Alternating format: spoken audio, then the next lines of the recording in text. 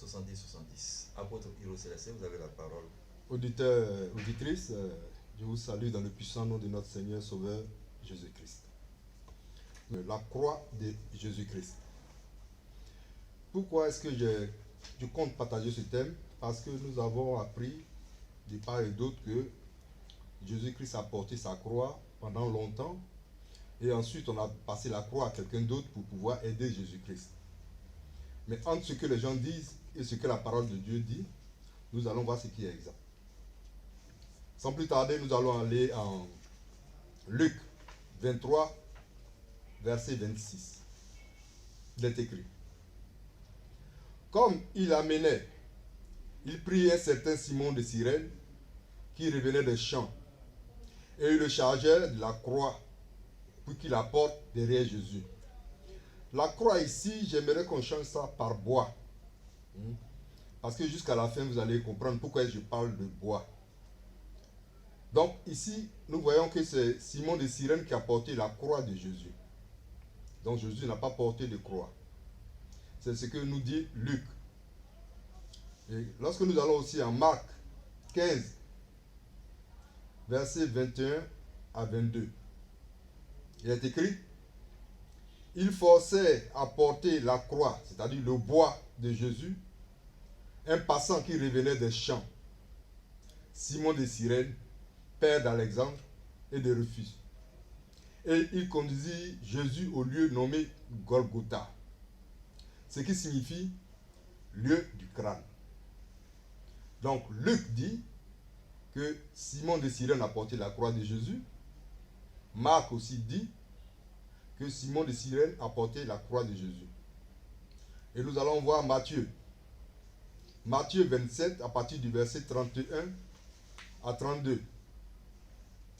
Après s'être ainsi moqué de lui, de Jésus-Christ, ils lui ôtèrent le manteau, lui remirent ses vêtements et l'amenèrent pour le crucifier. Lorsqu'il sortit d'où? Du prétoire, de la justice, il rencontrait un homme de Cyrène, appelé Simon, et il forçait à porter la croix de Jésus. Donc il forçait Simon de Cyrène à porter le bois de Jésus. Donc nous venons de voir que Luc parle de Simon de Cyrène, Marc parle de Simon de Cyrène, Matthieu aussi parle de Simon de Cyrène. Donc il y a trois personnes qui parlent de Simon de Cyrène qui a porté le bois de Jésus.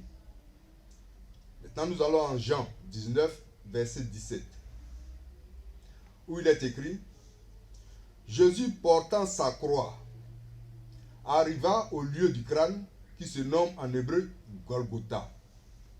Là nous parlons de Jésus qui portait sa croix. On ne parle même pas de Simon de Cyrène. La parole ici nous dit: Jésus portant sa croix arriva au lieu du crâne. Donc, c'est-à-dire que là, il ne parle même pas de Simon de Cyrène. Jésus a porté la croix jusqu'à Golgotha. Nous avons l'impression que la parole de Dieu se contredit. Mais non, elle ne se contredit pas. La croix que Jean parle, nous parle de la souffrance de Jésus. Jésus a souffert jusqu'à Golgotha. Jésus-Christ a pris sa responsabilité jusqu'à Golgotha. C'était ça, la croix qu'il avait portée. Sinon, ce n'était pas le bois qu'il avait porté. Ici, c'est engagé jusqu'à Golgotha. Nous allons voir quelques exemples dans les Écritures. En Luc 9, verset 23, Jésus dit: puis il dit à tous, si quelqu'un veut venir après moi, qu'il renonce à lui-même, qu'il se charge chaque jour de sa croix et qu'il me suive. Ici, la croix ici, c'est la responsabilité, son engagement. Chacun doit s'engager derrière Jésus-Christ. C'est ça la croix. Sinon, on allait voir tout le monde ici avec des bois derrière Jésus-Christ.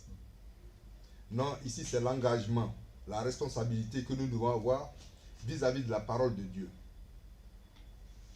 En Matthieu 10, versets 37 à 38. Celui qui aime son père ou sa mère plus que moi n'est pas digne de moi. Et celui qui aime son fils ou sa fille plus que moi n'est pas digne de moi. Verset 38. Celui qui ne prend pas sa croix et ne me suit pas n'est pas digne de moi. Voici cette même croix-là, où on parle de Jésus apportant sa croix. C'est de ça qu'il s'agit. Ici, on dit de prendre ses responsabilités. Celui qui ne prend pas ses responsabilités et ne me suit pas n'est pas digne de moi. On parle des responsabilités. Ici, pour Jésus-Christ, on parle de la souffrance. Il a pris ses responsabilités jusqu'au bout. Sinon, ce n'était pas le boire. Puisque Matthieu, Marc et Luc nous parlent de bois qui était porté par Simon de Cyrène. Et comme la parole de Dieu ne se contredit pas, voici à peu près les attitudes de la parole de Dieu qui s'annoncent. En Jean 12, versets 23, 24 à 24, et ensuite nous allons voir le verset 27. Jésus leur répondit, l'heure est venue où le Fils de l'homme doit être glorifié. En vérité, je vous le dis, si le grain de blé qui est tombé en terre ne meurt, il reste seul. Mais s'il meurt, il porte beaucoup de fruits. Ici, le fruit, c'est quoi? C'est les croyants, les gens qui seront sauvés. À la mort de Jésus-Christ, il va pouvoir recueillir beaucoup d'hommes, jusqu'aux païens. Verset 27. Maintenant, mon âme est troublée. C'était au moment où on devait venir arrêter Jésus-Christ. Maintenant, mon âme est troublée. Et que dirais-je? Père, délivre-moi de cette heure. Mais c'est pour cela que je suis venu jusqu'à cette heure. Il veut dire quoi? J'assume mes responsabilités jusqu'à cette heure. La souffrance jusqu'à cette heure. Donc la croix que Jésus-Christ a portée jusqu'à Golgotha, c'était la souffrance jusqu'à Golgotha. Nous allons voir les souffrances qu'il devait avoir. Vous savez que Jésus-Christ a lu l'Ancien Testament. Et il savait exactement ce qui devait lui arriver. Et c'est pourquoi il a dit à Dieu, je viens dans le rouleau du livre, il est question de moi pour faire, oh Dieu, ta volonté. Donc il savait ce qui devait lui arriver. En Ésaïe 52, versets 13 à 14. Il est écrit, voici mon serviteur prospérera, c'est-à-dire réussira. Prospérer ici, c'est réussir. Il montera, il s'élèvera bien haut. De même qu'il a été pour plusieurs un sujet de froid. Tant son visage était défiguré, tant son aspect différait de celui des fils de l'homme. Vous savez, Jésus-Christ a été tellement maltraité que son visage ne ressemblait plus à un humain. Comment est-ce qu'on chicotait les gens? On chicotait les gens avec un fouet, avec au bout des fers. Donc une fois qu'on te tapait sur le corps, quand on retirait, ça revenait avec ta chair. Et même sur le visage, il était vraiment défiguré. C'est de ça qu'il s'agissait. Et Jésus-Christ avait déjà lu Ésaïe. Il savait ce qui devait lui arriver. En Ésaïe 53, versets 3 à 5. Il est écrit, parce que nous parlons encore de la souffrance qu'il a portée jusqu'à Golgotha. Verset 3. Méprisé et abandonné des hommes, homme de douleur et habitué à la souffrance, semblable à celui dont on détourne le visage. Nous l'avons dédaigné, nous n'avons fait de lui aucun cas. Cependant, ce sont nos souffrances qu'il a portées. Voici ce qu'il a porté jusqu'à Golgotha. Nos souffrances qu'il a portées. C'est de nos douleurs qu'il s'est chargé. Et nous l'avons considéré comme puni, frappé de Dieu et humilié. Mais il était blessé pour nos péchés, brisé pour nos iniquités. Le châtiment qui nous donne la paix est tombé sur lui. Et c'est par ses meurtrissures que nous sommes guéris. Voici ce que Jésus-Christ a porté jusqu'à Golgotha. C'était la souffrance. Et cette souffrance-là, nous aussi nous devons l'avoir. Parce que Pierre a demandé une fois à Jésus, voici nous avons tout quitté pour te suivre. Qu'est-ce que nous gagnons? Jésus-Christ a répondu, ceux qui ont tout, céder pour me suivre vont recevoir au centuple dans ce siècle-ci, tout ce qu'ils vont abandonner pour me suivre, avec des persécutions et à l'avenir la vie éternelle. Donc nous aussi, nous devons porter notre croix. Nous devons souffrir aussi dans ce monde. Parce que c'est une promesse qui a été dite. Excusez-moi. Nous continuons en Deutéronome. Nous venons de voir que Jésus-Christ n'a pas porté le bois, mais il a porté la souffrance jusqu'à Golgotha. Et nous allons voir maintenant sur quoi il a été crucifié. Parce que tout à l'heure, quand j'ai commencé, je vous ai dit qu'au lieu de parler de croix, j'allais prendre ça pour un bois. En Deutéronome 21, versets 22 à 23. Si l'on fait mourir un homme qui a commis un crime digne de mort, et que tu l'aies pendu à un bois, c'était ça dans l'Ancien Testament. Quand on devait pendre quelqu'un, c'était à un bois, c'était pas une croix. Verset 23. Son cadavre ne passera point la nuit sur le bois. Pas sur la croix. C'est sur le bois. Mais tu l'enterreras le jour même, car celui qui est pendu est un objet de malédiction auprès de Dieu. Et tu ne souilleras point le pays que l'Éternel ton Dieu te donne pour héritage. Nous venons de voir que dans l'Ancien Testament, quand on devait pendre quelqu'un, ce n'était pas sur une croix, c'était sur un bois. On devait le crucifier. Nous allons voir en Galates 3, verset 13. Christ nous a rachetés de la malédiction de la loi, étant devenu malédiction pour nous.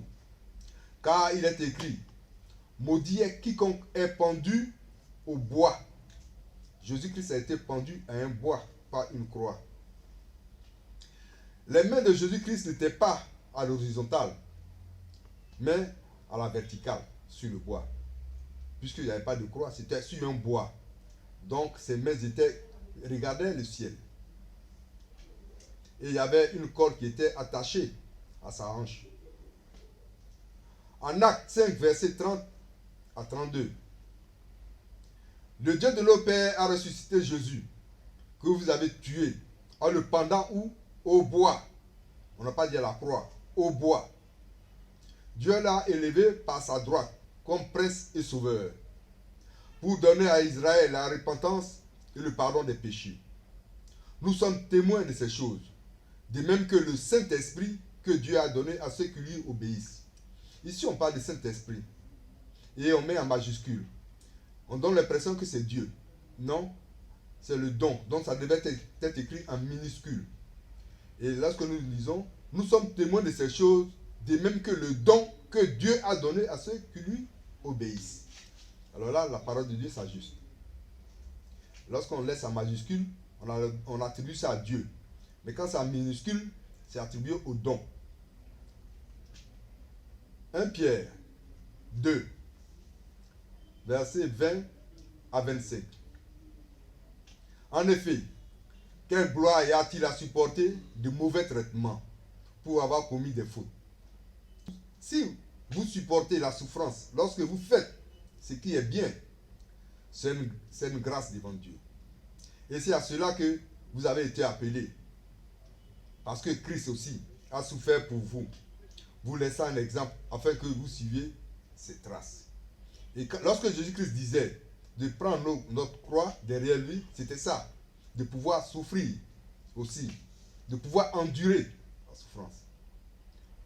Au verset 22, lui qui n'a point commis de péché, et dans la bouche duquel il ne s'est point trouvé de fraude, lui qui, injurié, ne rendait point d'injure, maltraité, ne faisait point de menaces à celui qui juge justement. Lui qui a porté lui-même nos péchés en son corps sur le bois. On n'a pas dit sur la croix, sur le bois. Afin que, mort au péché, nous vivions pour la justice. Lui, par les maîtrissures duquel vous avez été guéris. Ces blessures nous donnent la guérison. Et c'est ça qu'il a pris pour mettre à la croix. Nos maladies, nos souffrances, il a pris tout ça pour mettre à la croix. Car vous étiez comme des brebis errantes. Mais maintenant, vous êtes retournés vers le pasteur et le gardien de vos âmes. Donc, pour résumer, Jésus-Christ avait été maltraité pendant près de 36 heures. Alors, il n'avait plus de force pour porter le bois. Pendant 36 heures, près de 36 heures, il avait été maltraité. Donc, c'est Simon de Cyrène qui avait porté le bois. La croix que Jésus a portée jusqu'à Golgotha était sa souffrance, était les blessures, était son engagement.